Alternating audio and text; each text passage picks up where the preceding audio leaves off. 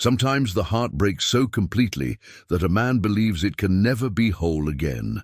Sometimes a child's tears in the snow can prove him wrong. In the winter of 1882, mountain man Reuben Cross came down from his lonely cabin to the town of Timber Hollow for supplies. He had lived alone for 20 years, hiding from memories too painful to face. That morning, he found a small boy dragging firewood through the snow, crying. The child had been alone for 2 weeks since his mother died. He was too scared to tell anyone because he didn't want to be taken from his home. What Reuben discovered in that little cabin would change both their lives forever. The boy needed someone to care for him, but Reuben had lost his own family years ago in a terrible fire. Could this broken man find the courage to open his heart again? Before we jump back in, tell us where you're tuning in from. And if this story touches you, make sure you're subscribed, because tomorrow I've saved something extra special for you. The morning air cut through Reuben Cross like a blade, sharp and unforgiving as the memories he carried. At 52, his beard had gone more grey than brown, and his hands bore the calluses of a man who had learned to depend on no one but himself. 20 years of mountain solitude had carved deep lines around his eyes, not from laughter, but from squinting against the sun and wind, and from the weight of sorrows he could never quite leave behind. Timber Hollow spread below him like a child's. Toy Town, smoke rising from a dozen chimneys into the pewter sky. The settlement had grown since his last visit 6 months ago. New buildings dotted the main street, and he could see fresh lumber piled near what looked like a church under construction. Progress, they called it. Reuben wasn't so sure. His packhorse snorted and stamped, eager to be moving again after the long descent from his cabin high in the Colorado Territory mountains. The animal's breath formed white clouds that dissipated quickly in the dry air. Winter here was a living thing, patient and relentless, waiting for the moment when a man's guard dropped or his supplies ran thin. Reuben had survived 19 such winters alone. This 20th felt different somehow, though he couldn't say why. The boy appeared like an apparition at the edge of his vision, a small figure struggling through the snow with a burden too heavy for his frame. Reuben's first instinct was to look away. Other people's troubles were no concern of his. He had learned that lesson the hard way, carved it into his soul with the precision of a gravestone inscription. But something about the child's determined gait, the way he bent forward against the weight of whatever he dragged behind him, made Reuben pause. The boy couldn't be more than 10 years old, dressed in clothes that had seen better seasons, his boots leaving uneven tracks in the snow. And there was something else, the way his small shoulders shook, not from cold, but from the kind of sobbing that comes from deep inside, the kind that a child tries to hide from the world. Reuben knew that kind of crying. He had done it himself once upon a time, in the smoking ruins of what used to be his life.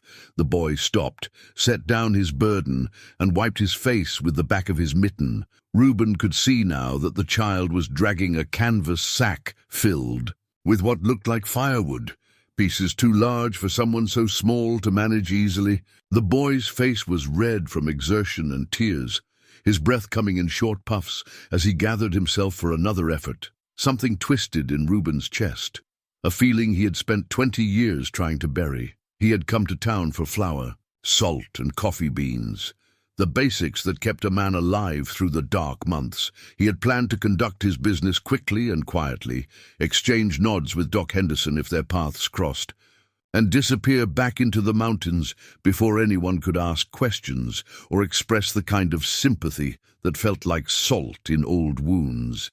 Instead, he found himself dismounting, his boots crunching in the snow as he approached the struggling child. The boy looked up at him with wide, frightened eyes, the color of summer sky, and Reuben felt something crack open inside his chest. "That's a heavy load for someone your size," Reuben said, his voice rusty from disuse. He cleared his throat and tried again.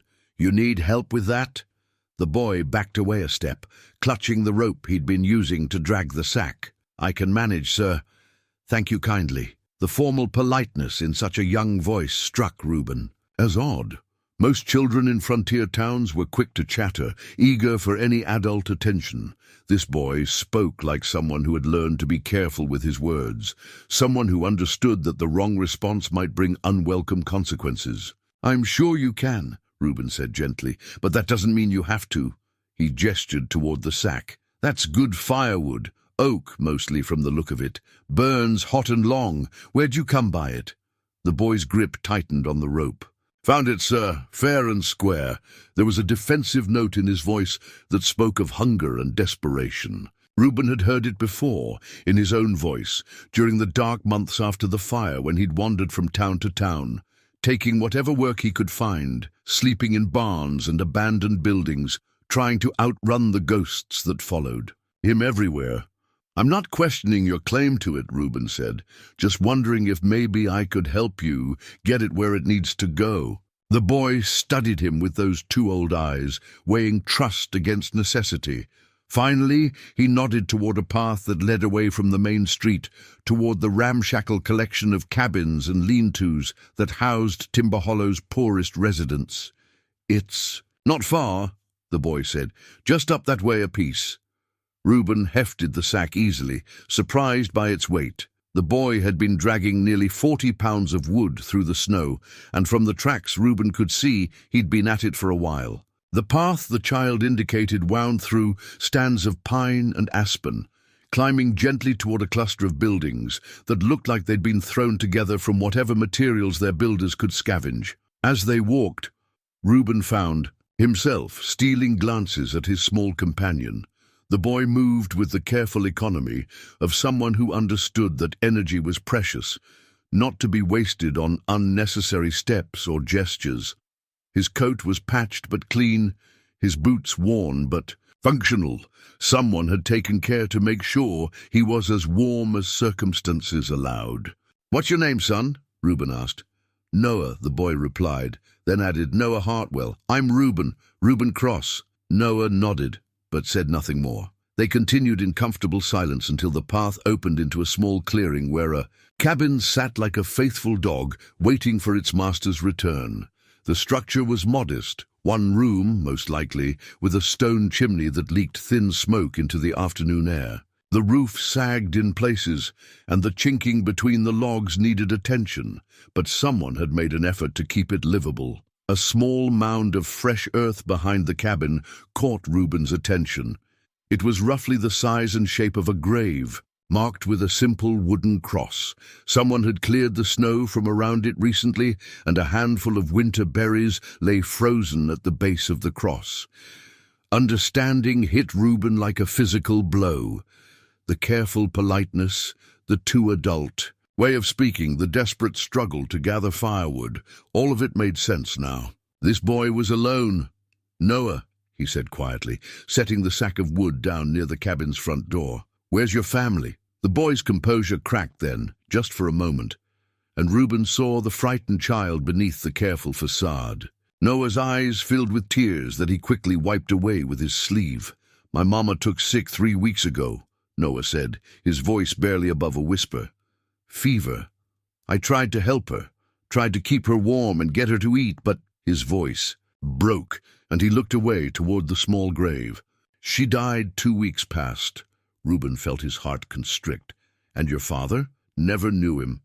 Mama said he was a good man who died before I was born." Noah squared his small shoulders, trying to reclaim his composure. "I've been doing fine on my own. I know how to keep the fire going and make corn mush and—" "Son," Reuben interrupted gently, "have you told anyone in town about your mama?" Noah shook his head quickly. "They just want to send me away, put me in some home or with people I don't know. This is my home. Mama and we built a life here, and I won't leave her." He glanced toward the grave again. "I won't leave her alone." The fierce determination in the boy's voice reminded Reuben of someone, himself, perhaps, at a different time and place. The need to stay close to what mattered, even when staying meant suffering. The refusal to abandon love, even when love had been taken away. Reuben looked at the cabin with new eyes, seeing the signs he had missed before. The windows were too clean for a 10-year-old boy to maintain alone. The small vegetable garden beside. The house was carefully tended, the dead plants cut back and covered with pine boughs for winter protection. This had been a home where love lived, where a mother had worked to build something good for her child. "You've been taking care of everything yourself?" Reuben asked. Noah nodded. "I know where Mama kept the food stores. There's enough to last. Through winter, if I'm careful. And I know how to set snares for rabbits and how to find the places where the creek doesn't freeze." The boy was describing a survival plan that might work for a week or two, maybe a month, if he was lucky and careful. But winter in the Colorado Territory was long and harsh, and a child alone faced dangers that went beyond cold and hunger. Wild animals, accidents, illness, any number of things could prove fatal when there was no one to help. "What about when the food runs out?" Reuben asked. "I'll figure something out," Noah said with the stubborn optimism of childhood. "I always do." Reuben looked again at the grave, at the winter berries someone had placed there with careful hands, at the cabin that was clean and well tended despite the circumstances, at the boy who was trying so hard to be brave, to honor his mother's memory by surviving on his own. Something shifted inside Reuben's chest, a feeling he hadn't experienced in 20 years. It was dangerous, this stirring of care for another person. Caring led to connection, and connection led to loss, and loss led to the kind of pain that could break a man completely. But looking at Noah, at this small, determined child who was trying so hard to be strong, Reuben found he couldn't simply walk away. "Noah," he said carefully, "what if there was another way? What if you didn't have to choose between staying here and getting help?" The boy looked up at him with hope and suspicion warring in his expression. "What do you mean?" Reuben wasn't sure what he meant. The words had come out before he'd fully thought them through, but as he looked at this child who was so much like himself, proud, stubborn, afraid to trust, he knew he couldn't abandon him to face the winter alone. "I mean," Reuben said slowly, "maybe you don't have to do this by yourself." The inside of Noah's cabin told a story that broke Reuben's heart in ways he hadn't expected. Everything was arranged with the careful precision of someone trying to make order from chaos. Canned goods lined up on rough-hewn shelves, a few dishes washed and stacked beside a basin, a small bed made with military corners. But it was the details that revealed the truth. The chair pulled up beside the bed, where Noah had sat vigil over his dying mother, the wash basin still stained with the remnants of fevered care, the way everything was sized for 2 people when now there was only one. Noah moved through the space with the efficient motions of someone who had learned to be self-sufficient quickly.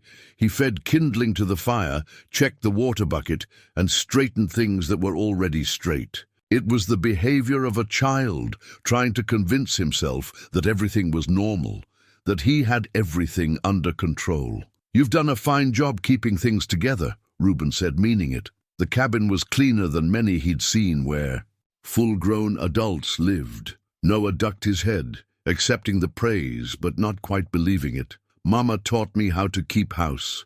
She said a man needs to know how to take care of himself and others." The mention of his mother seemed to deflate him slightly, and he sank onto the edge of the bed, suddenly looking every bit the 10-year-old child he was. Reuben could see exhaustion in the droop of his shoulders, in the way his hands shook slightly, as he clasped them in his lap. "When did you last eat a proper meal?" Reuben asked gently.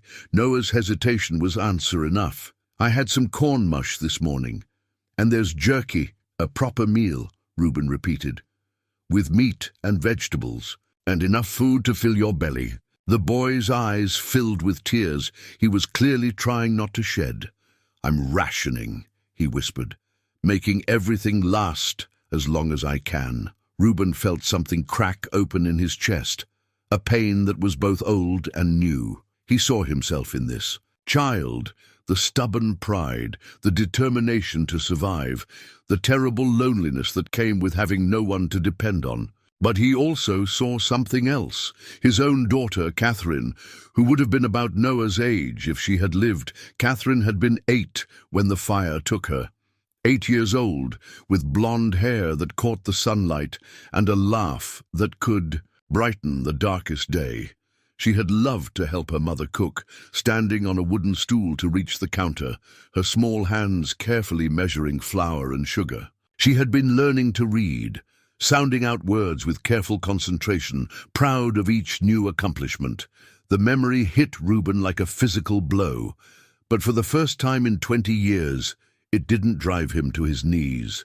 Instead, it filled him with a fierce protectiveness that surprised him with its intensity. "Noah," he said, settling his bulk into the room's only chair, "I want you to listen to me carefully. What you've done here, taking care of your mother and keeping this place together, that takes more courage than most grown men possess. Your mama would be proud of you." The boy's face crumpled, and he began to cry in earnest. Deep, wrenching sobs that seemed to come from the very center of his being. It was the cry of a child who had been trying so hard to be strong that he had forgotten how to let himself grieve. Reuben moved to sit beside him on the bed, and after a moment's hesitation, put his arm around the boy's thin shoulders. Noah collapsed against him, and Reuben felt the last of his carefully constructed walls begin to crumble. "I miss her so much," Noah sobbed into Reuben's coat. "I keep thinking I hear her voice calling me, but when I turn around, she's not there. And I'm so scared, but I can't leave her. I can't leave her alone in the ground." "She's not in the ground, son," Reuben said quietly, his own voice thick with emotion. "The love you shared, the lesson she taught you, the way she cared for you, that's not buried anywhere. That's right here in your heart, and it'll stay with you no matter where you go." They sat together in the growing darkness, the fire crackling softly in the grate, and Reuben felt something shift inside himself. For 20 years, he had lived with the belief that caring for someone meant opening yourself up to devastating loss. But sitting here with this grieving child, he began to understand something different, that love wasn't just about the risk of losing someone. It was about the choice to open your heart despite that risk, to choose connection over safety, hope over fear. "What if," he said slowly, "you didn't have to choose between staying close to your mama's memory and having someone to take care of you?" Noah looked up at him with red-rimmed eyes. "I don't understand. What if someone came to stay here with you, someone who could help you through the winter, teach you what you need to know but let you stay in your home?" Hope flickered in Noah's face, quickly followed by wariness. "Who would do that?" Reuben took a deep breath, feeling like he was standing on the edge of a cliff. "I could." The words hung in the air between them, surprising them both. Reuben hadn't planned to make such an offer. It had emerged from some deep place inside him, a place he thought had died in the fire that took his family. "You would do that?" Noah whispered. "You would stay here with me?" "If you wanted me to," Reuben said. "I've got a cabin up in the mountains, but it's lonely up there. Has been for 20 years. Maybe it's time I remembered what it's like to have someone to care about." Noah studied his face with those 2 old eyes, looking for deception or false promises. Whatever he saw, there seemed to satisfy him, because he nodded slowly. "I'd like that," he said quietly. "I'd like that very much." As if to seal their bargain, Noah reached into his pocket and pulled out something that gleamed in the firelight. It was a simple gold wedding band, worn smooth by years of wear. "This was Mama's," he said, holding it out to Reuben. "She told me it was the most precious thing she owned, because it represented love and promises kept. She made me promise to keep it safe, to remember that love is the most important thing in the world." Reuben looked at the ring, at this child, who was offering him the most precious thing he possessed, and felt his heart break open completely. Not with pain this time, but with something that felt like hope. "You keep that safe for now," he said gently, closing Noah's fingers around the ring. "It's yours to treasure, but I'll make you a promise of my own. I'll stay here with you, and I'll do my best to take care of you the way your mama would want." Noah smiled then, the first real smile Reuben had seen from him, and it was like watching the sun break through storm clouds. "Thank you," the boy whispered. "Thank you for not making me leave." As night settled around the little cabin, Reuben found himself thinking about the choices that had brought him to this moment. 20 years of solitude, 20 years of protecting himself from the possibility of loss, and now here he was, promising to care for a child who needed him as much as he was beginning to realize he needed the child. Outside, the wind picked up, rattling the windows and sending snow skittering across the roof. But inside, for the first time in longer than either of them could remember, neither Reuben nor Noah felt alone. The fire burned low in the grate, casting dancing shadows on the walls, and somewhere in the silence between them, two broken hearts began the slow, careful work of healing. The first morning dawned clear and cold, with frost painting delicate patterns on the cabin windows.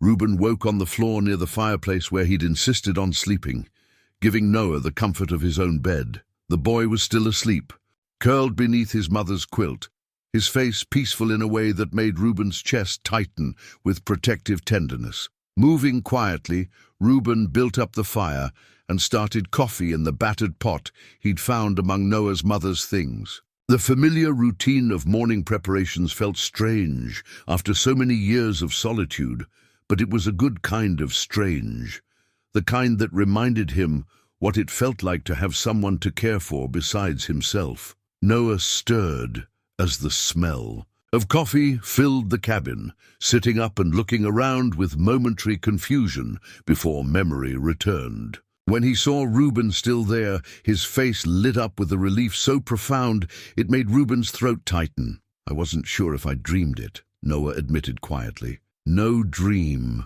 Reuben assured him. "I made coffee. Your mama have any eggs stored?" "Anywhere."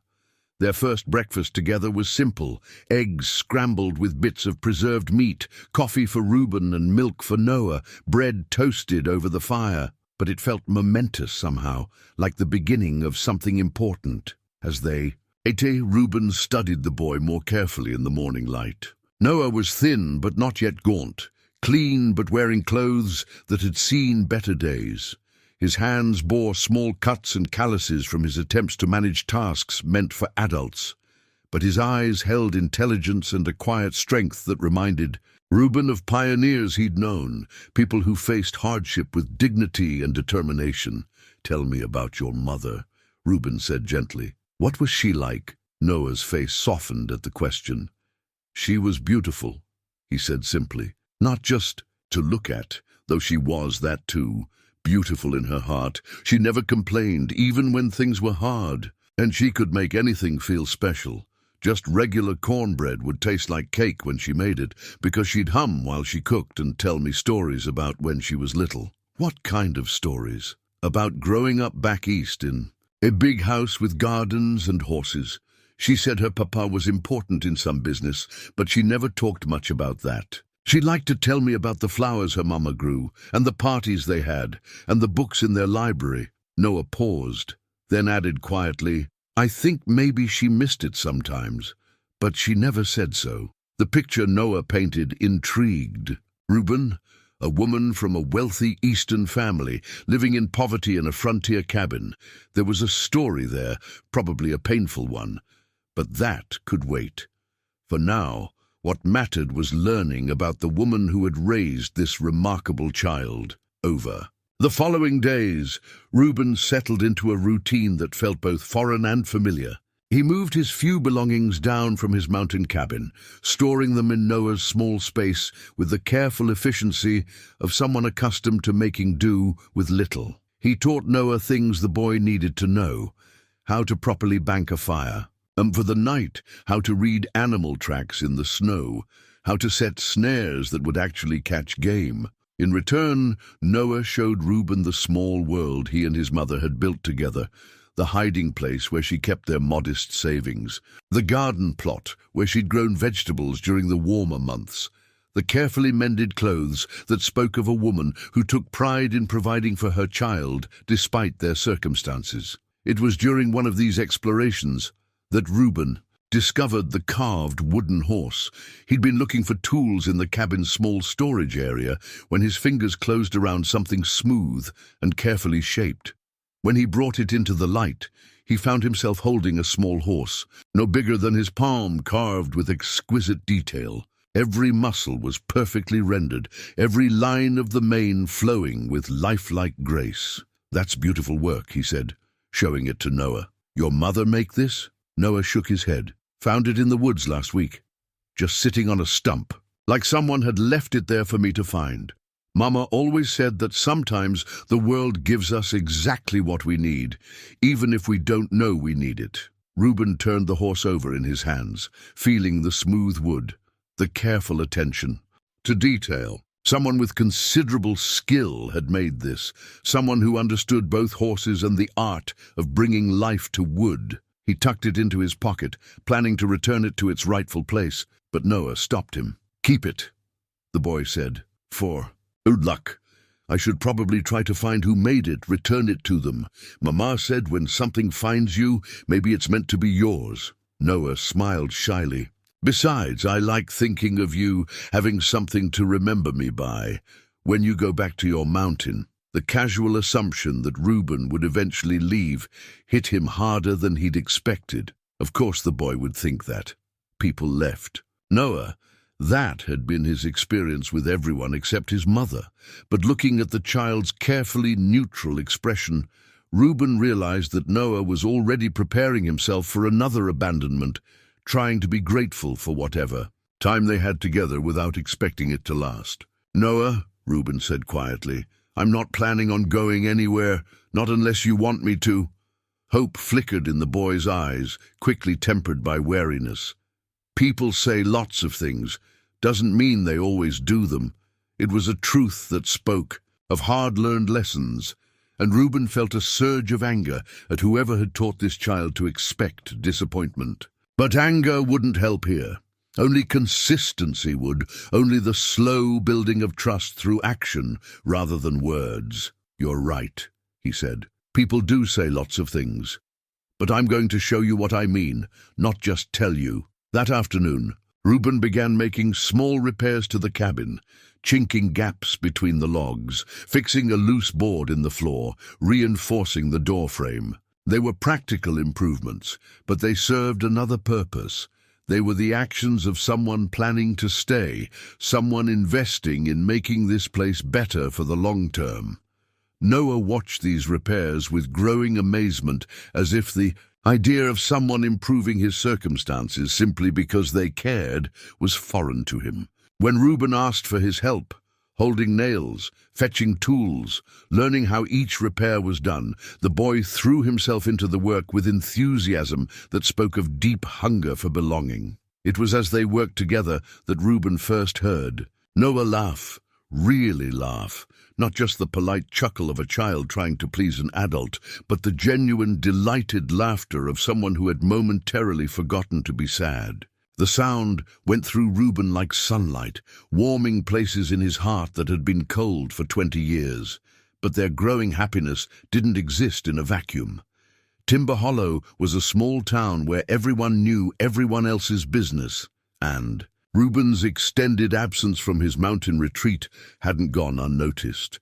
People were beginning to talk, to ask questions, to speculate about the strange mountain man and the orphan boy living together in the cabin at the edge of town. And in a frontier community where survival often depended on conformity and mutual support, anything that seemed unusual was treated with suspicion. The knock came on a Tuesday morning, while Reuben was teaching Noah to whittle a piece of pine into a useful tool. 3 sharp raps on the door, deliberate and official sounding, made both of them freeze. "Mr. Cross?" The voice belonged to a woman, crisp and authoritative. "This is Mrs. Caldwell from the Ladies' Auxiliary. I'd like to speak with you, please." Reuben exchanged a glance with Noah, seeing his own apprehension reflected in the boy's eyes. They both knew this moment would come eventually. Timber Hollow was too small a place to keep secrets for long. "Stay here," Reuben murmured to Noah. then opened the door to find a stern-faced woman in her 50s, dressed in black wool that spoke of prosperity and moral certainty. Behind her stood two other women, and lingering near the gate was Reverend Porter, a thin man with pale eyes and the kind of smile that never reached beyond his lips. "Mrs. Caldwell," Reuben said politely, though he didn't step aside to invite them in. "What can I do for you?" "We've come about the boy," she said without preamble. "The whole town's talking about how you've taken up residence here with young Noah Hartwell. People are concerned." "Concerned about what?" "About the propriety of the situation, Mr. Cross. About what's best for the child." Her eyes flicked past him into the cabin, where Noah sat frozen at the table, his whittling knife still in his small hands. "A child belongs with a proper family, not with—" She paused, clearly choosing her words carefully. "Not with a bachelor, hermit who knows nothing about raising children."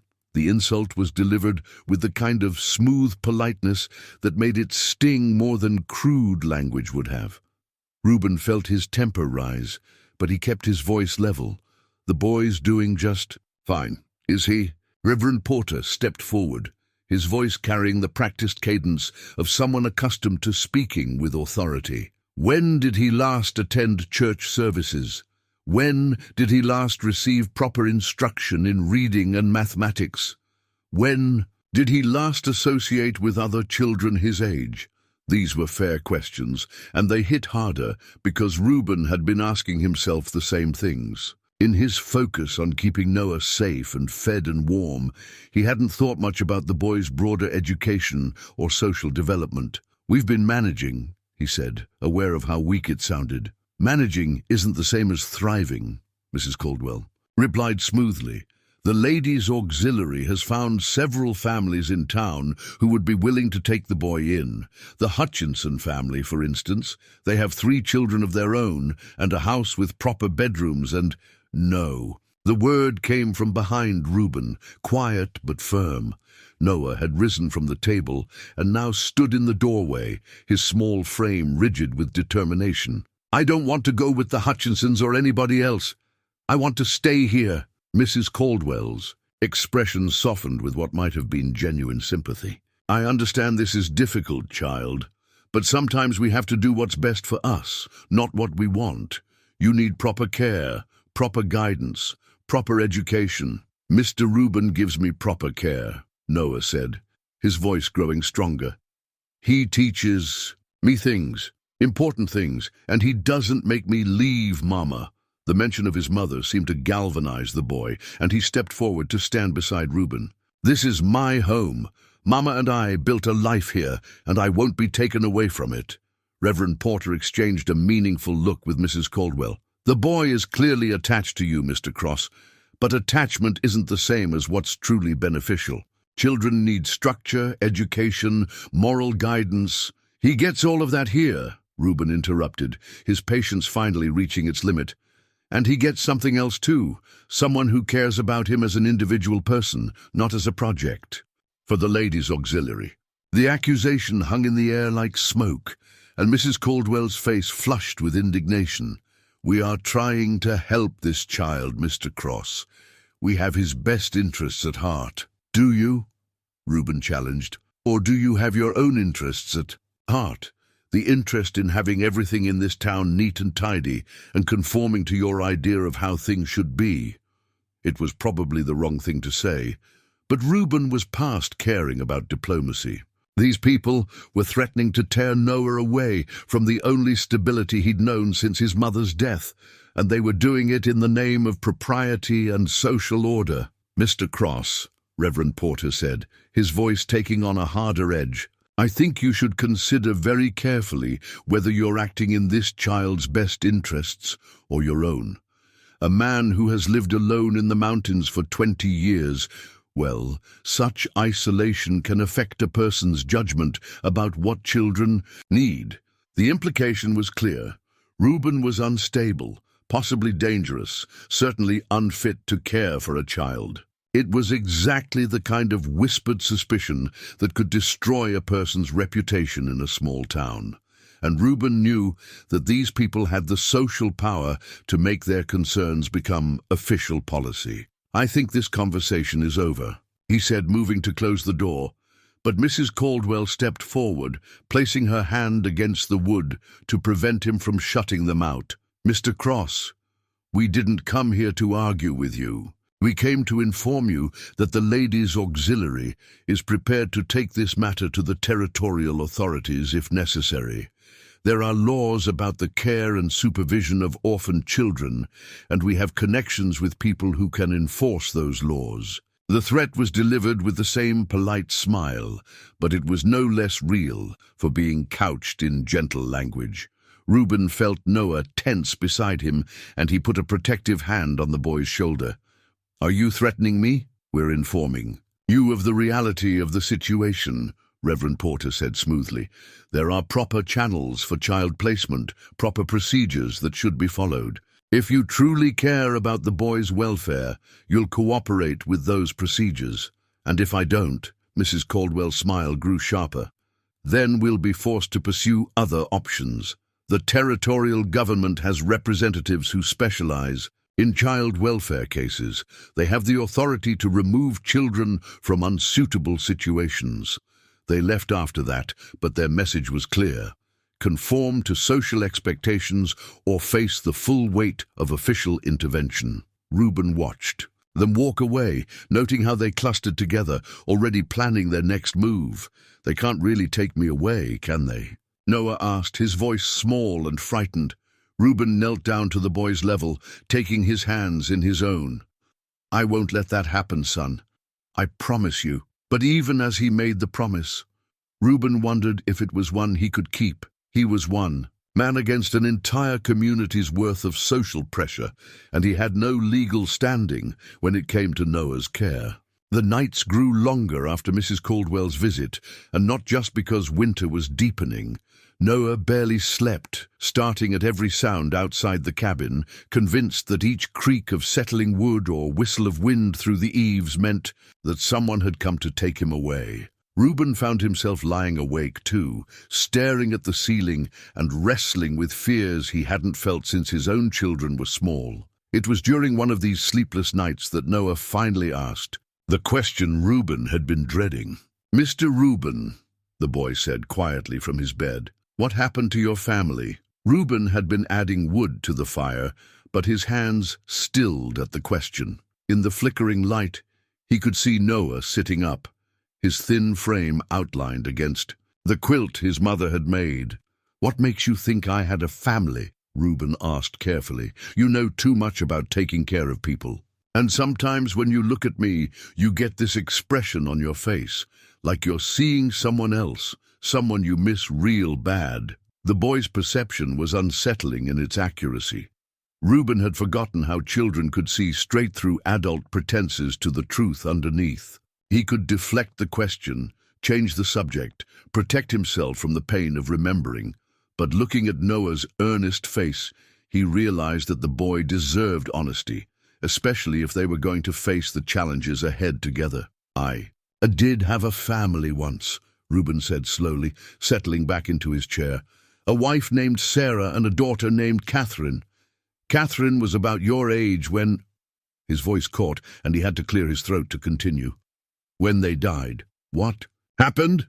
Noah's voice was gentle, as if he understood that this was a wound that needed careful tending. Reuben closed his eyes, letting himself remember for the first time in years, without immediately pushing the memories away. "We had a house in Denver, nothing fancy, but it was ours.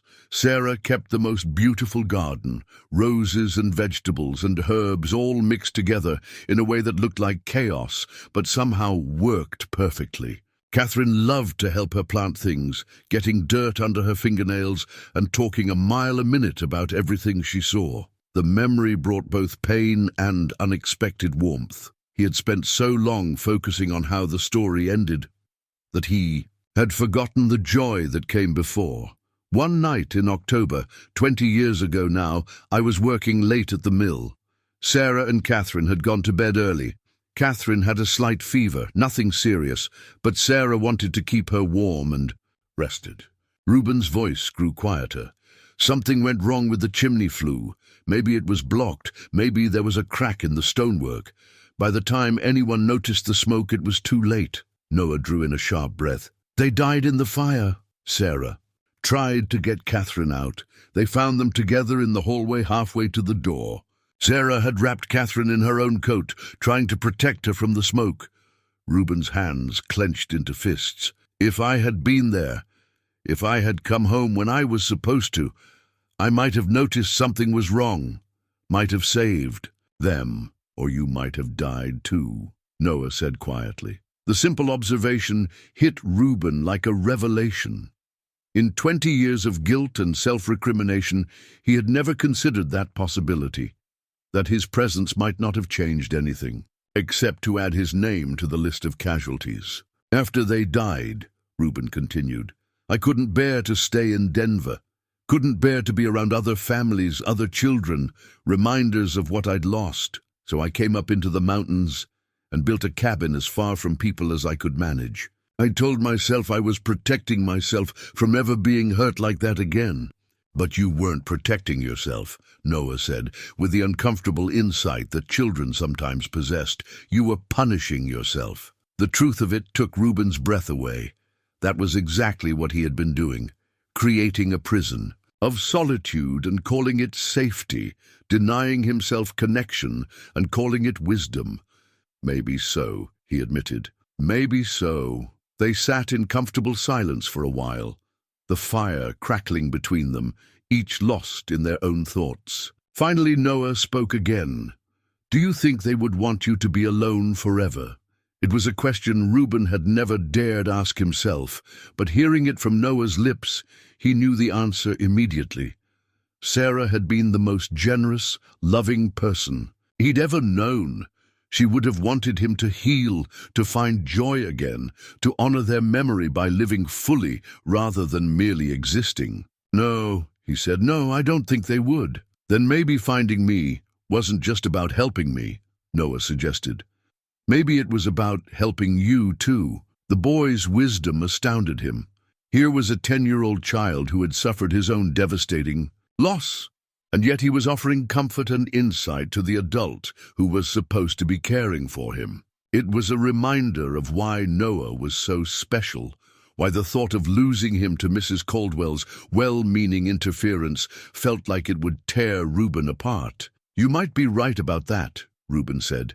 You might be exactly right. Over the following days, something shifted between them.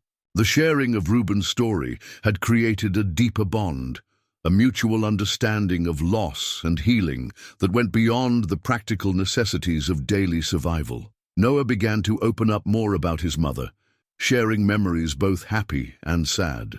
He told Reuben about the songs she used to sing while she cooked, about the stories she told on winter evenings, about the way she would stroke his hair when he was sick or frightened. In return, Reuben found himself talking about Sarah and Catherine in ways he hadn't been able to do since their deaths. He described Sarah's laugh, Catherine's stubborn insistence on helping with tasks she was too small to manage, the way their house had felt warm and alive with their presence. The memories were still painful, but they were sweet too, and sharing them with Noah seemed to give them new life. It was during one of these conversations that Noah disappeared for several minutes, then returned with a small bundle wrapped in cloth. Inside was a tin photograph, the kind traveling photographers made for frontier families who wanted to preserve their likenesses. This is Mama and me, Noah said, handing the photograph to Reuben. It was taken last summer when the photographer came through town. The image showed a woman in her 30s with kind eyes and dark hair pulled back simply, her arm around a boy who looked younger and happier than the Noah that Reuben knew. But it was the woman who captured his attention. There was something familiar about her face, something that nagged at his memory. She's beautiful, Reuben said honestly. You can see the love she had for you, just in the way she's looking at you in this picture. Noah beamed at the compliment, then reached into his pocket and pulled out another treasure, his mother's wedding ring, worn thin by years of wear but still gleaming softly in the firelight. She told me this represented the most important thing in the world, Noah said. Love that lasts, promises that are kept, people who stand by each other no matter what happens. As Reuben held the ring, turning it over in his weathered fingers, he thought about promises and the different ways they could be kept. He had made a promise to his dying wife that he would take care of their daughter, but he had failed. Now, he had made a promise to Noah that he would protect him, that he wouldn't let anyone take him away. This time, Reuben was determined not to fail. The official papers arrived on a grey February morning, delivered by Sheriff Collins with obvious reluctance. The lawman was a fair-minded man who had served the territory for 15 years, and Reuben could see in his weathered face that he took no pleasure in his current duty. "I'm sorry, Reuben," Collins said, handing over the folded documents. "Mrs. Caldwell and the Ladies' Auxiliary have filed a formal petition with the territorial authorities. They're claiming that Noah is being kept in an unsuitable environment." Reuben's hands shook slightly as he unfolded the papers, though whether from anger or fear he couldn't say. The legal language was dense and intimidating, full of whereas clauses and official terminology, but the meaning was clear. Noah was to be removed from Reuben's care and placed with a proper Christian family within 30 days, pending a formal hearing to determine his permanent placement. 30 days, Reuben said, his voice hollow. "Judge Morrison will be coming down from the territorial capital to hear the case," Collins explained. "He's a fair man, Reuben. If you can prove that you're providing adequate care for the boy, he might rule in your favor. And if I can't prove it?"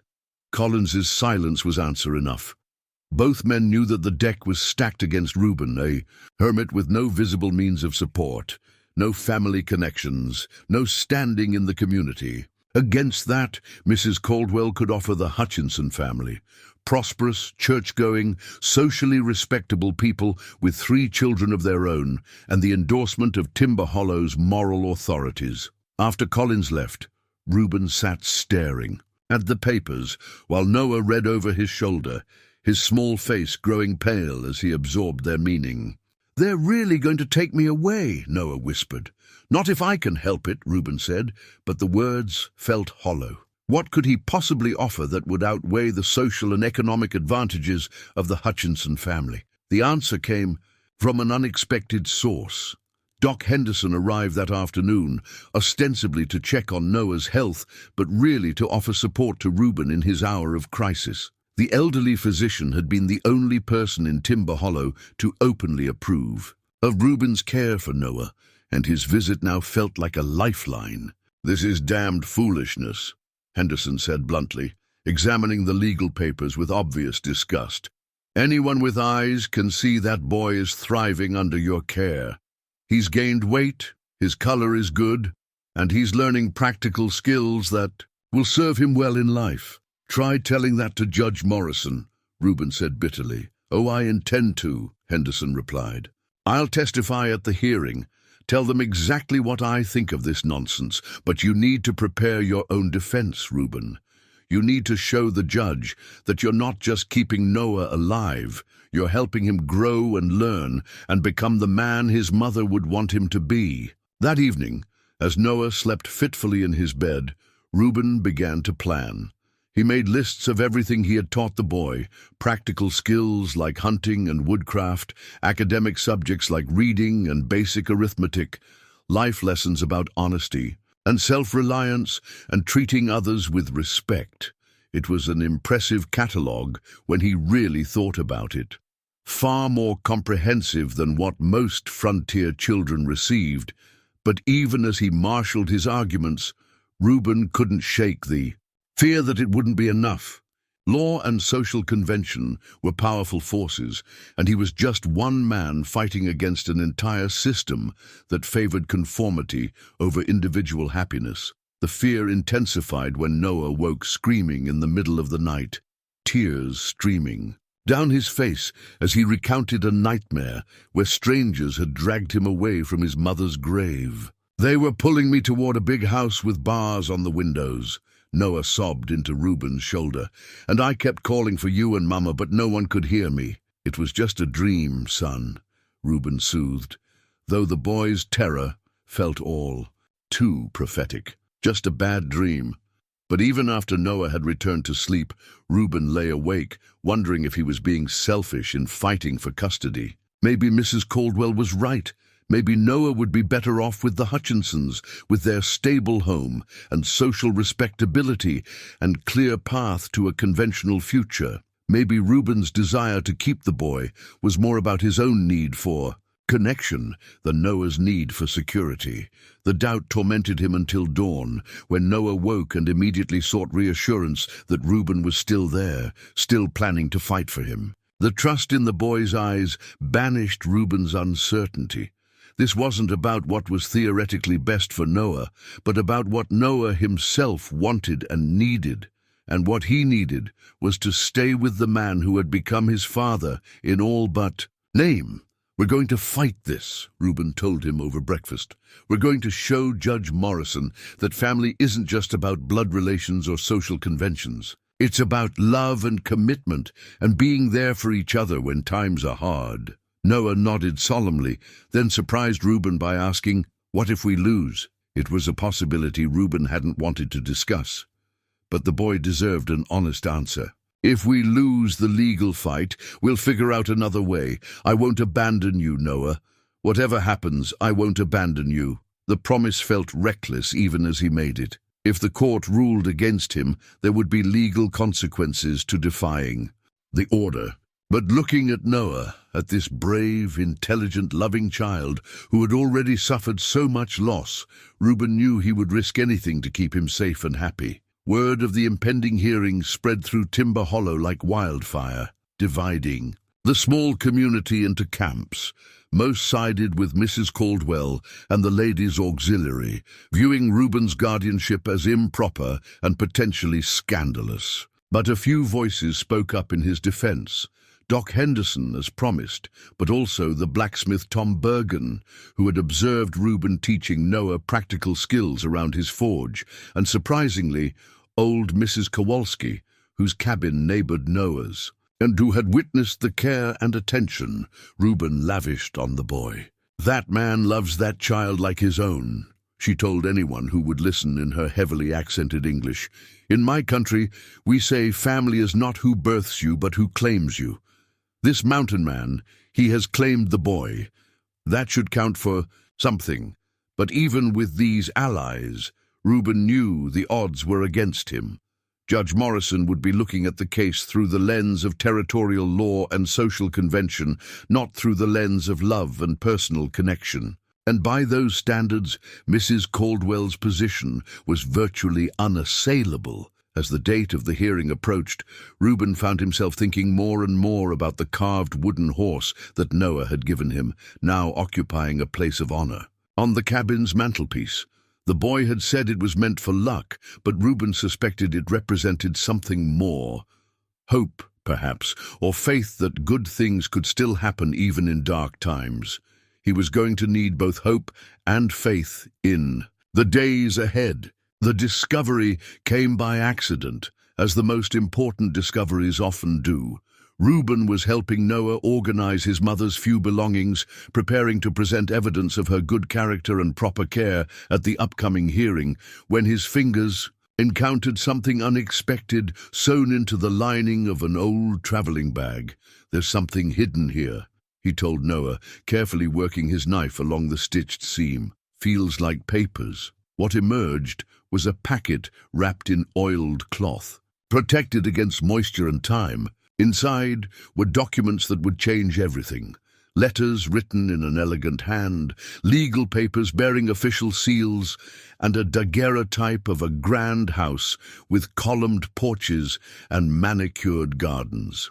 The first letter was addressed to "My dearest Patricia," and signed "Your loving father Cornelius Vanderberg." The paper was expensive, the kind used by wealthy Eastern families, and the content made Reuben's hands shake as he read. "My dear daughter, I know you believe your mother and I have disowned you because of your marriage to that frontier nobody, but you must understand our position. The Vanderberg name carries responsibilities, and your association with such a person threatens everything our family has built over 3 generations. Noah peered over Reuben's shoulder, his eyes widening.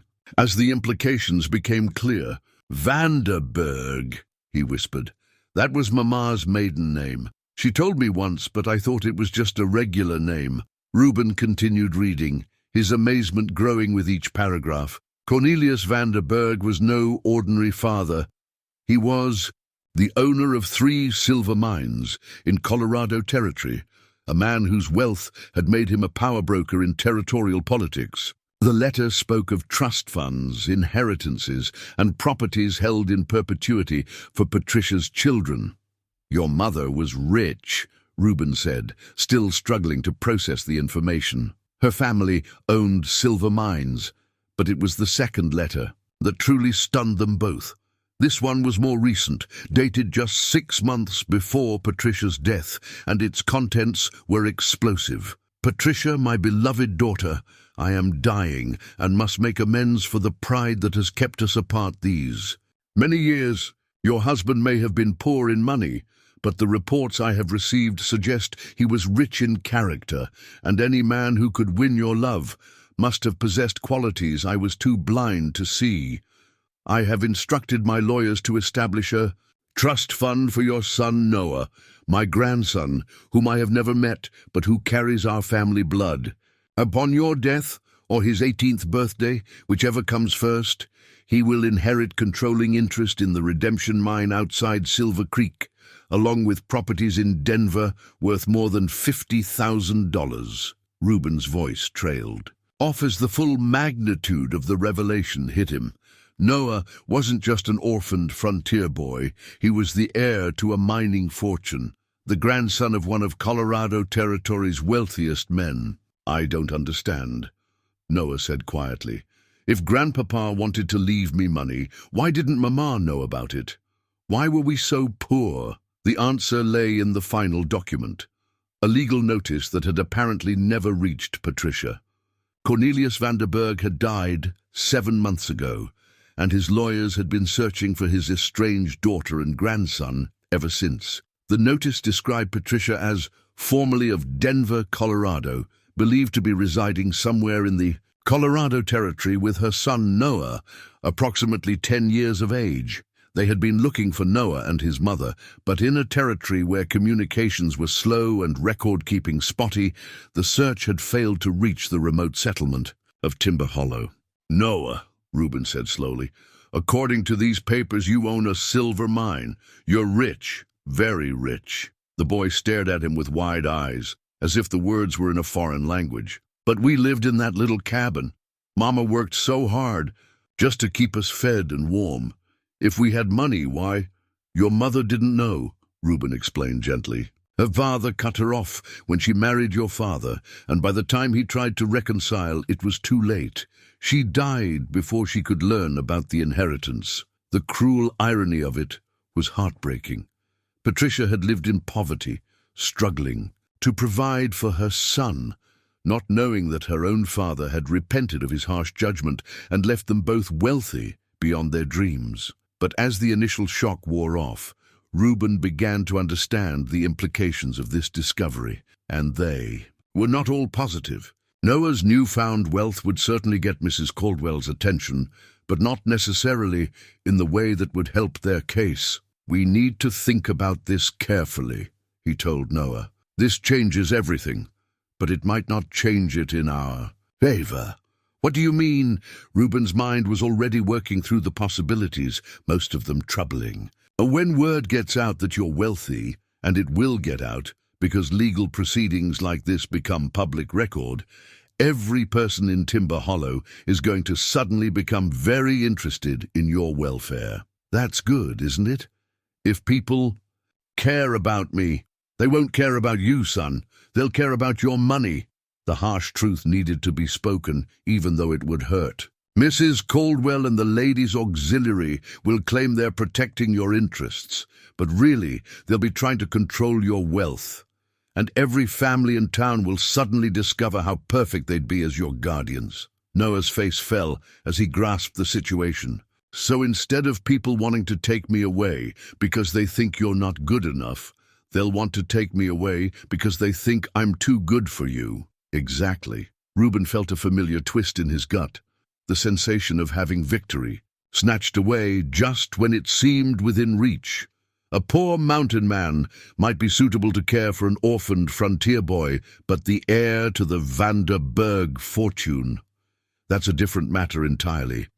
They spent the rest of the day poring over the documents, trying to understand the full scope of Noah's inheritance. The trust was complex, involving not just the silver mine, but also urban properties, investments, and a considerable sum of cash held by banks in Denver and New York. It was the kind of wealth that could transform not just Noah's life, but the entire future of Timber Hollow, and that, Reuben realized, was exactly the problem. "Maybe we should hide this," Noah suggested as evening approached. "Not tell anyone about the inheritance until after the hearing." It was a tempting idea, but Reuben shook his head. "We can't do that, son. These documents will have to be presented to the court as part of the custody proceedings. Judge Morrison will need to know about your changed circumstances when he makes his decision." "So we're going to lose, aren't we?" Noah's voice was small and defeated. "Rich people don't live in little cabins with mountain men. Rich people live in big houses with proper families and servants and—" "Noah," Reuben knelt down to the boy's level, taking his hands in his own weathered ones. "Listen to me carefully. Your grandfather's money doesn't change who you are inside. It doesn't change the fact that you're brave and kind and intelligent. And it doesn't change the fact that I love you like my own son. But it changes everything else, doesn't it?" Reuben couldn't lie to him. "Yes, it changes everything else. But that doesn't mean we're giving up. It just means we have to fight smarter, not just harder." As they prepared for bed that night, both of them lost in their own thoughts, Reuben found himself thinking about the wooden horse that sat on their mantelpiece. Noah had said it was meant for luck, but looking at it now, Reuben wondered if it might represent something else entirely, the idea that sometimes the things that seem like gifts from Providence turn out to be tests instead. The inheritance was certainly a gift for Noah, one that would ensure his future security and open doors that would otherwise remain forever closed. But it was also a test for both of them, a test of whether their bond was strong enough to survive the pressures that extreme wealth would bring, whether their love for each other was genuine enough to withstand the scrutiny and manipulation of people who saw dollar signs instead of family. Outside, the wind howled through the pines, and somewhere in the darkness, Reuben could almost hear the sound of Mrs. Caldwell sharpening her arguments for the upcoming hearing. When she learned about Noah's inheritance, she would claim that her position had been vindicated, that a boy of such means clearly belonged with a family of proper social standing, not with a hermit who lived in a one-room cabin. But she would be wrong, Reuben thought fiercely. Money couldn't buy love, couldn't purchase the kind of bond that he and Noah had forged through shared grief and mutual care. And somehow, some way, he would find a way to prove that to Judge Morrison and anyone else who dared to question their right to be a family. News of Noah's inheritance spread through Timber Hollow like wildfire on dry grass. Within hours of Reuben filing the necessary legal documents with Sheriff Collins, everyone in town seemed to know that the orphan boy living in the ramshackle cabin at the edge of settlement was actually heir to one of Colorado Territory's great mining fortunes. The change in people's attitudes was immediate and shameless. Families who had barely acknowledged Noah's existence suddenly appeared at their door with offers of assistance. Store owners who had watched suspiciously when Reuben made purchases now smiled broadly and offered credit.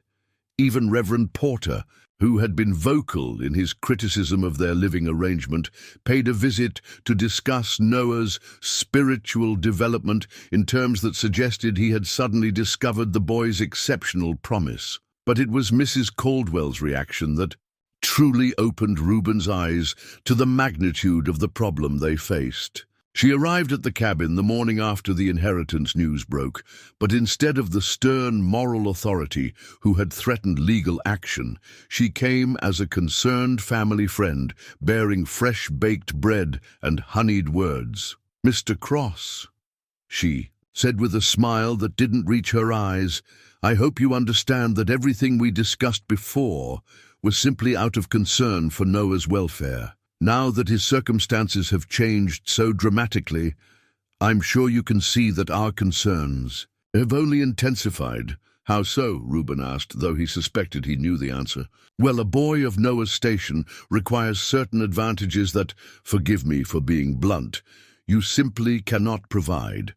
Private tutoring, social connections, preparation for the responsibilities that come with significant wealth. The Hutchinson family has graciously agreed to take on these obligations, despite the considerable expense and effort involved." The transparent greed disguised as charitable concern made Reuben's stomach turn, but what disturbed him more was the way Noah shrank back when Mrs. Caldwell spoke directly to him, as if the woman's newfound attention frightened him more than her previous hostility. After she left, Doc Henderson arrived with a grim expression and troubling news. "Judge Morrison's been asking questions about the case," he reported, "specifically about Noah's inheritance and whether you have any legal training in managing such substantial assets.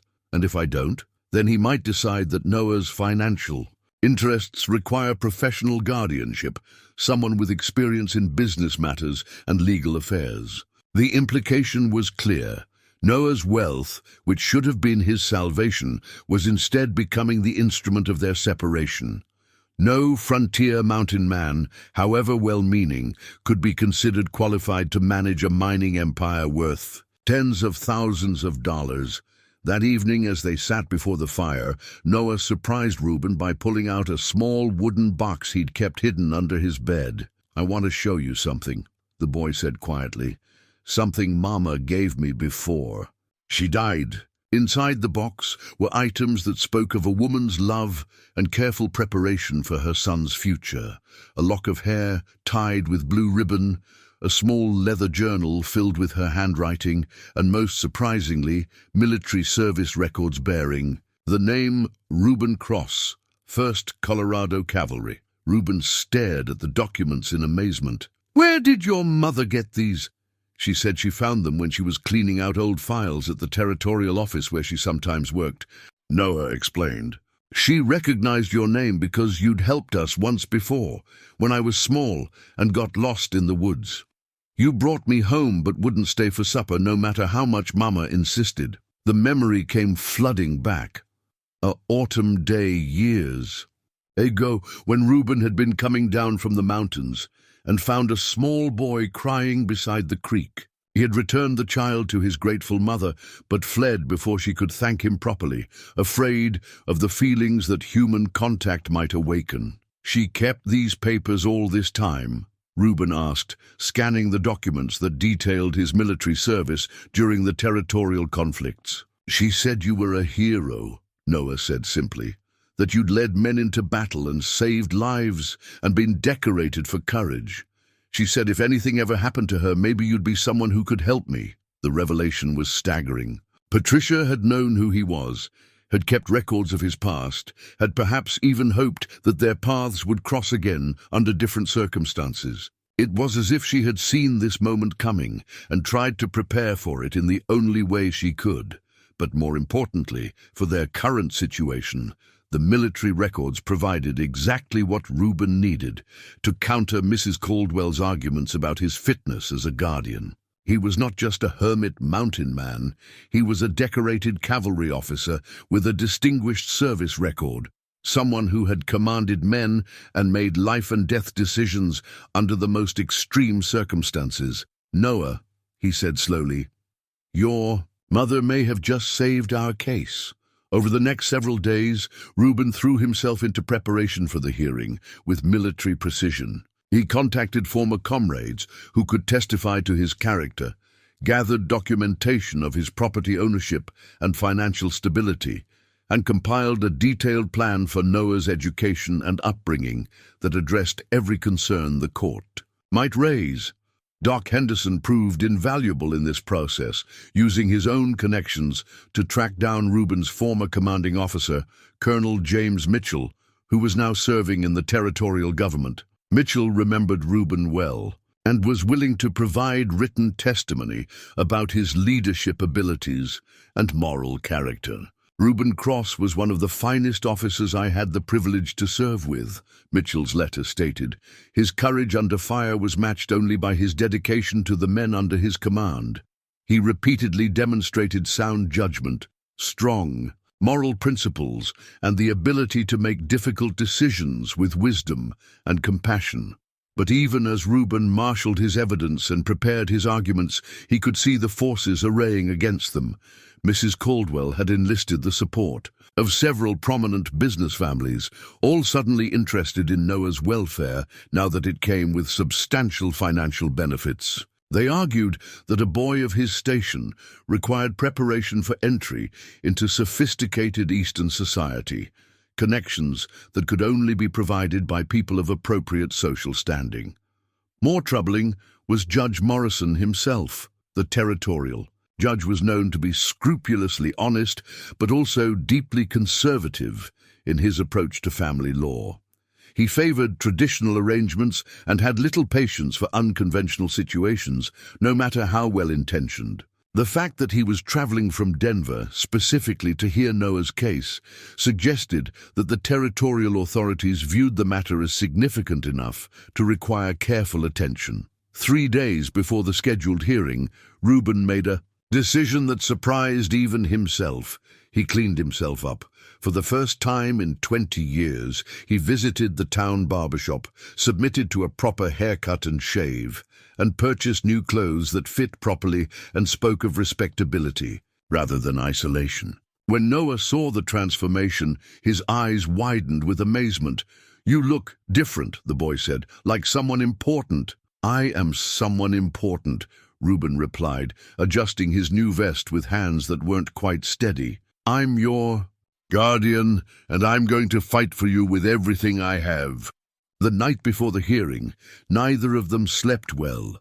Noah tossed and turned, occasionally crying out in his sleep, while Reuben paced the cabin floor, rehearsing his arguments and trying to anticipate every possible objection the court might raise. It was near dawn when Noah finally spoke into the darkness. "Mr. Reuben, what if they decide that having money means I can't be happy living simply?" It was a profound question from someone so young, cutting to the heart of what this battle was really about. Not just custody, but the right to define happiness and family in their own terms rather than society's. "Then we'll have to prove them wrong," Reuben said quietly.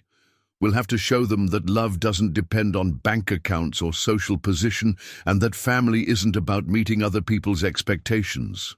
"Do you think we can do that?" Reuben looked out the window at the first pale light of dawn creeping over the mountains. Somewhere out there, Judge Morrison was preparing to make a decision that would determine whether he and Noah could remain together.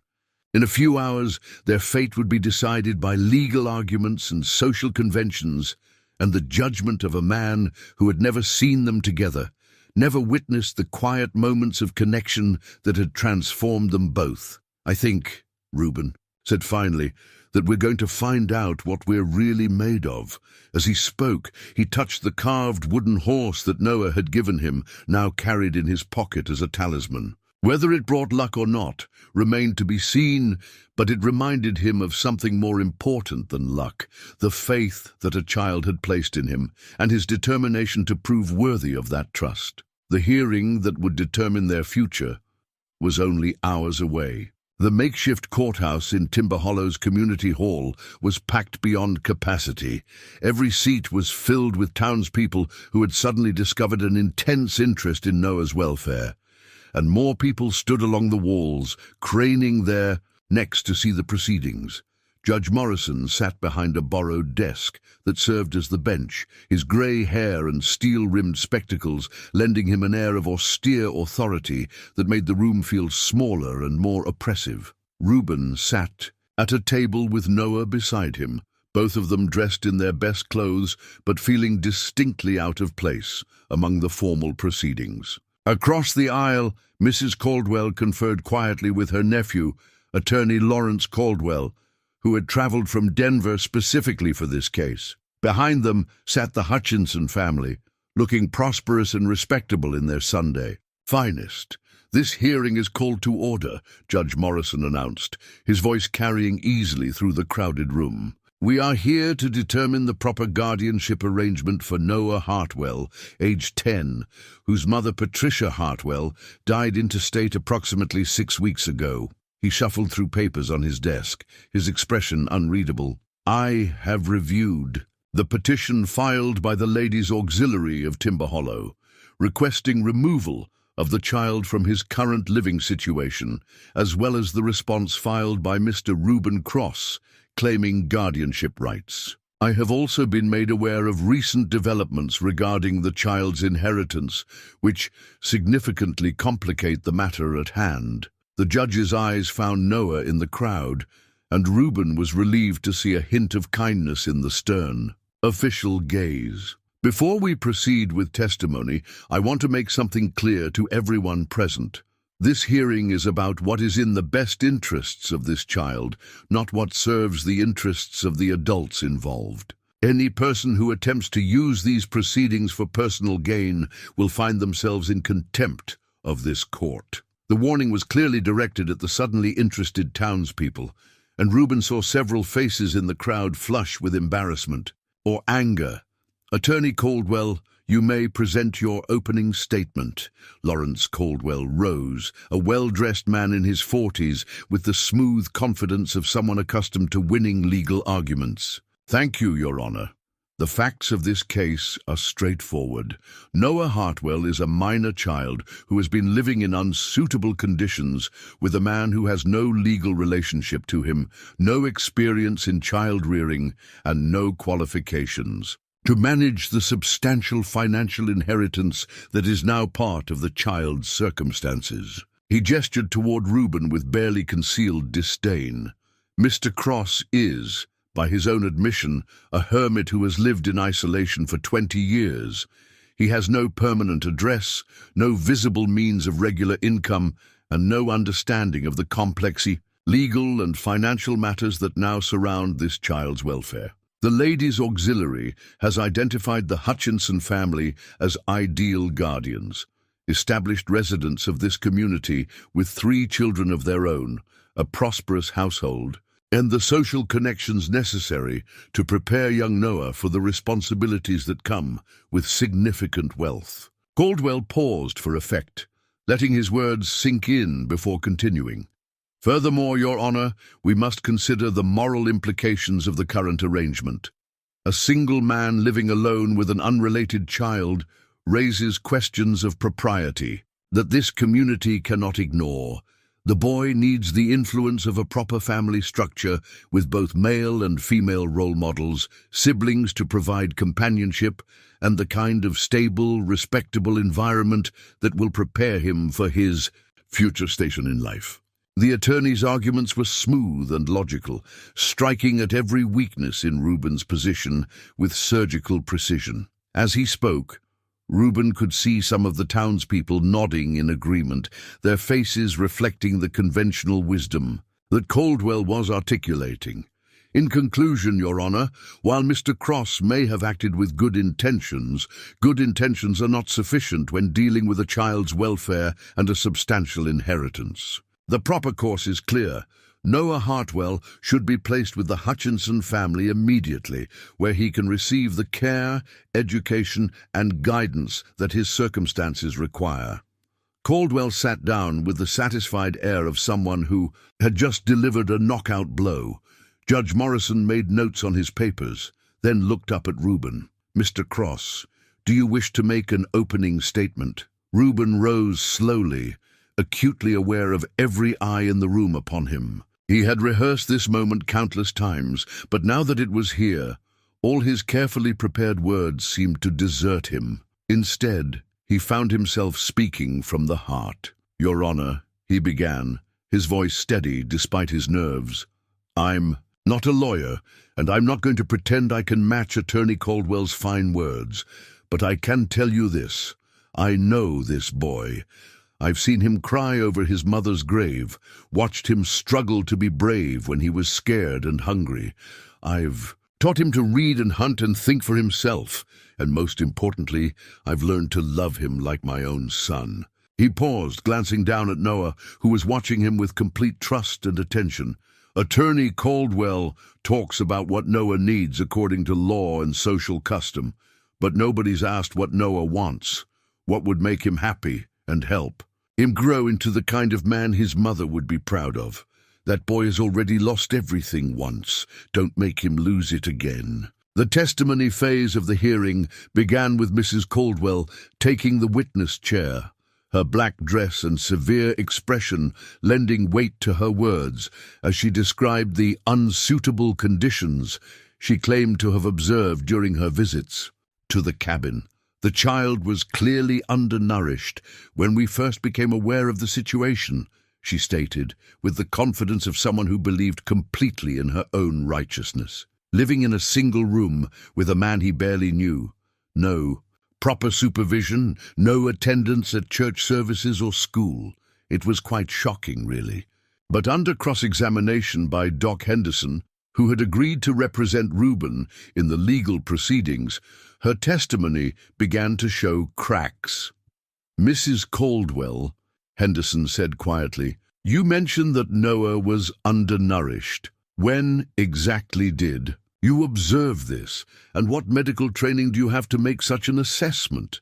"Well, that is, anyone could see that the boy was thin." "I see. And during your visits to assess Noah's condition, did you bring any food or medical supplies to help with this alleged undernourishment?" Mrs. Caldwell's face flushed.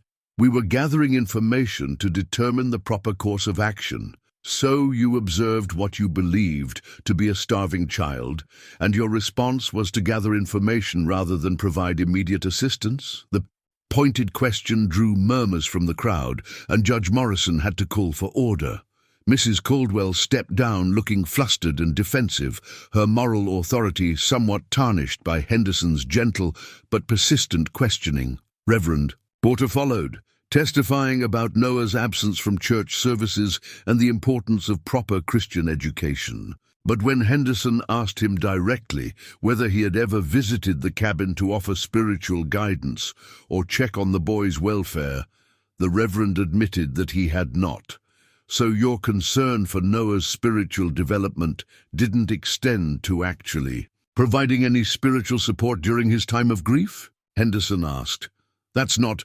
We felt it was more appropriate to address the living situation first." "I see. So again, observing what you considered a problem, but taking no direct action to help the child involved." The pattern was becoming clear to everyone in the room. The people claiming to act in Noah's best interests had done nothing to actually help him until his inheritance made him valuable to them. But it was Doc Henderson's own testimony that truly began to turn the tide. As the only medical professional in Timber Hollow, his assessment of Noah's health and well-being carried considerable weight. "Your Honor," he said, settling into the witness chair with the comfortable authority of someone who had spent decades caring for frontier families, "I have examined Noah Hartwell multiple times since he came under Mr. Cross's care. The boy is healthy, well-nourished, and developing normally. More importantly, he shows none of the psychological symptoms I would expect to see in a child who was being neglected or mistreated." Henderson pulled out a small notebook and consulted his records. "When I first saw Noah after his mother's death, he was indeed underweight and showing signs of severe stress. That was before Mr. Cross took him in. In the weeks since then, the boy has gained 12 pounds, his color has improved significantly, and he displays the kind of confidence and security that comes from knowing he is loved and protected." Judge Morrison leaned forward with interest.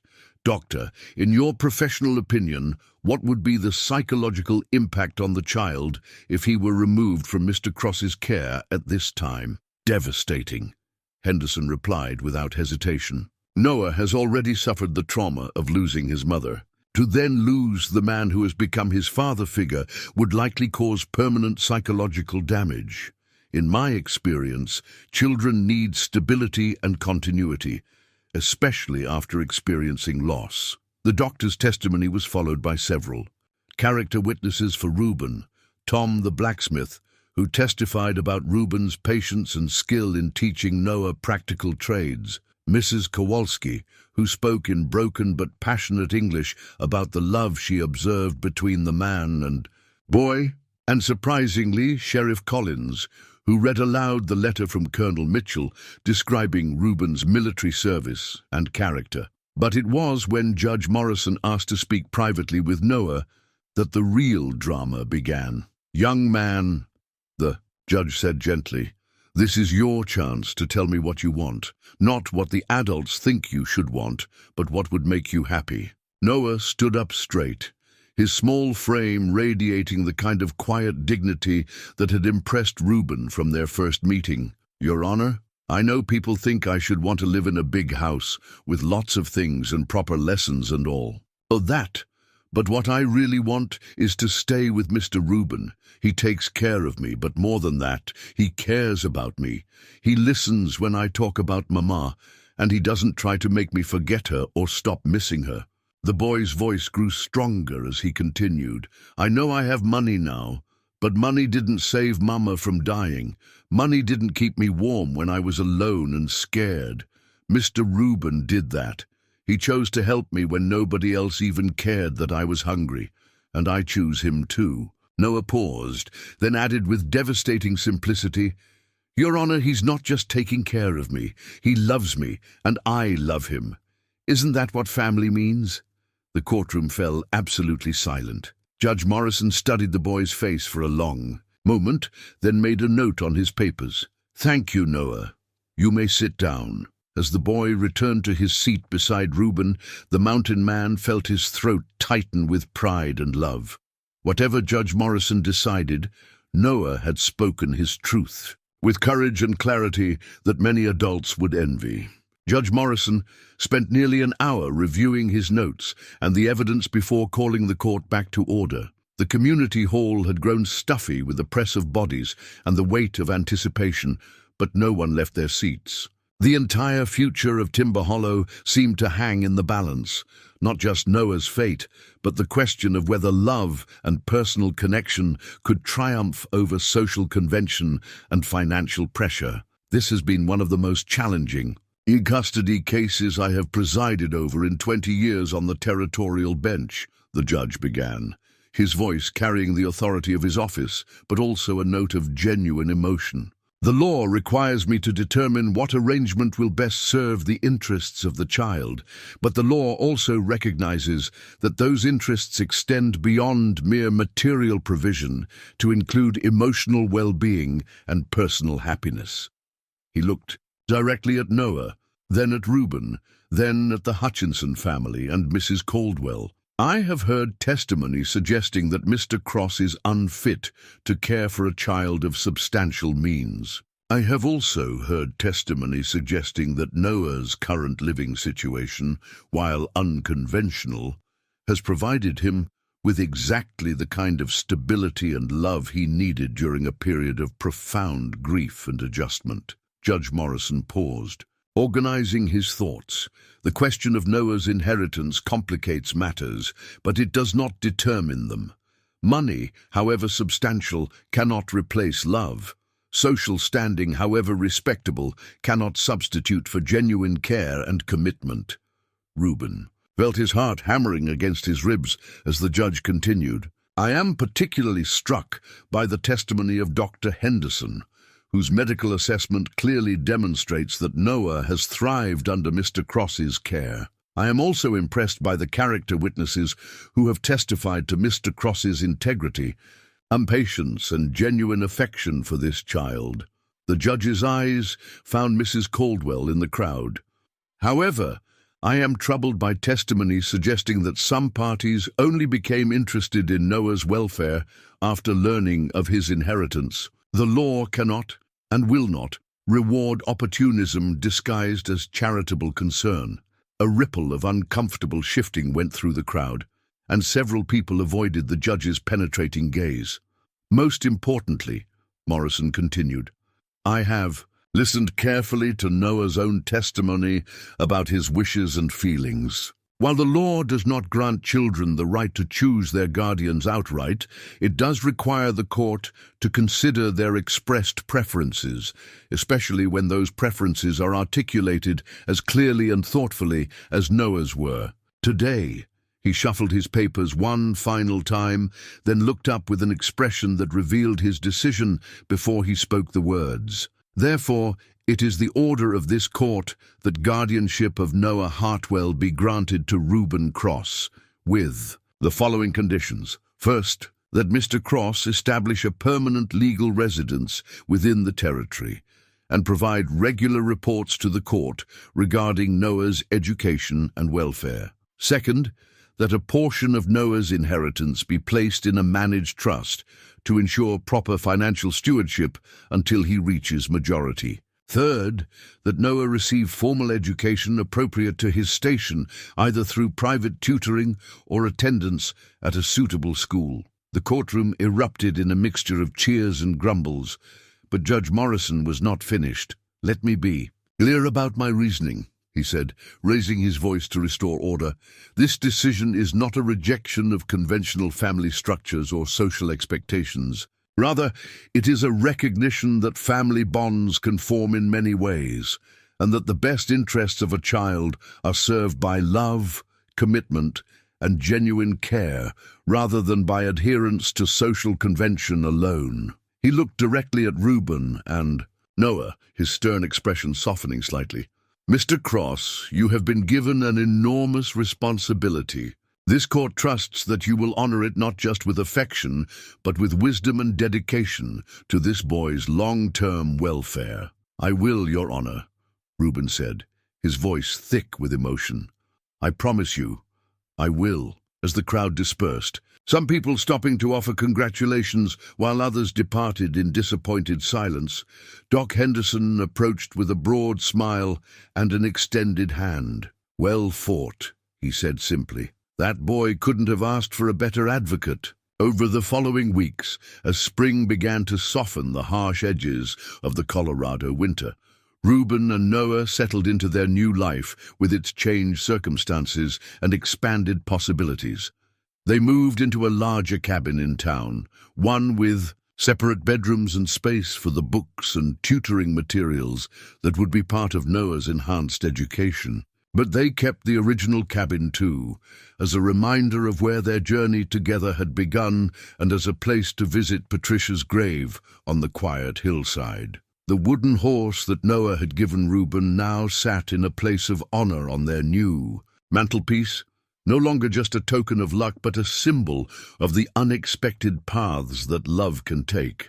Beside it sat Patricia's wedding ring, which Noah had insisted Reuben keep as a reminder that some promises are kept not by the people who make them, but by the people who honor their spirit. On warm evenings, they would sit on their front porch and watch the sun set over the mountains where Reuben had once lived in solitude. Noah would practice his lessons or work on his own whittling projects, while Reuben smoked his pipe and marveled at how completely his life had been transformed by one small boy's tears in the snow. Do you ever miss it? Noah asked one evening, nodding toward the high peaks where Reuben's old cabin still stood empty. Living alone up there? Reuben considered the question seriously. There were aspects of his solitary life that he sometimes remembered with fondness. The perfect silence of snow-covered mornings, the way wildlife would approach without fear, the sense of being completely self-sufficient. Sometimes, he admitted. But missing something isn't the same as wanting to go back to it. I was surviving up there, but I wasn't living. He gestured to encompass their home, their evening routine, the sound of Noah's laughter echoing from the house. This is living. As if summoned by his words, the sound of approaching hoofbeats announced the arrival of their neighbor, Tom, who had become a regular visitor and something of a surrogate uncle to Noah. Evening, you two, Tom called out, dismounting from his horse with the easy grace of someone born to frontier life. "Got a letter for you from Denver, Reuben. Looks official." The letter bore the seal of the territorial government and contained news that would open yet another chapter in their story together. But that, as they say, is a tale for another day. For now it was enough to sit together in the gathering dusk, a man and a boy who had found each other at exactly the moment when each needed the other most. Sometimes the heart breaks so completely that a person believes it can never be whole again. But sometimes, just sometimes, broken hearts can heal together, stronger than they were before.